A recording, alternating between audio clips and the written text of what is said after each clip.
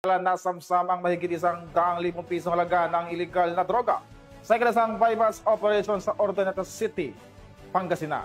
Police Staff Sergeant John Del Supremo, ibalita mo. Sa pagbibenta ng legal na droga. Naaresto ang sangdating barangay tanod sa ikinasang bypass operation ng pinagsanib na pwersa ng pulisya at PDEA sa Ordoneta City, Pangasinan. Sa ilalim ng direktang supervision ni Police Colonel Emmanuel H. Reyes, Deputy Regional Director for Operations ng PRO1 at sa pakikipag-ugnayan sa PDEA Region 1, ikinasa ng RPDEU1 at iba pang law enforcement units ang operasyon sa barangay Mabanugbog ng nasabing lungsod.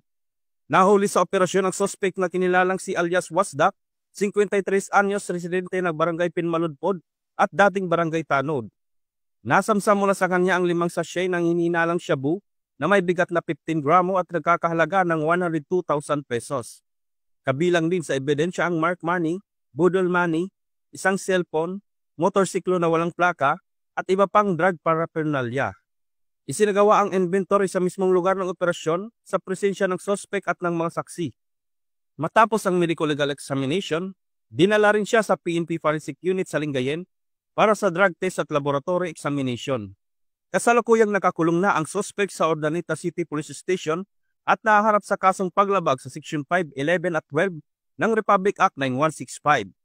Samantala, ang matagumpay na operasyon ay bahagi ng pinaigting na kampanya ng PNP laban sa illegal na droga, alinsunod sa 7-point agenda ni Acting Chief PNP, Police Lieutenant General Jose Melencio C. Nartatis Jr., partikular ang pagpapatuloy ng kampanya kontra illegal drugs, lost firearms at terorismo. Mula dito sa Ilocos Region, ako ang inyong PNN correspondent, Police Staff Sergeant John Del Supremo, alagad ng batas, tagataguyod ng balitang pulis.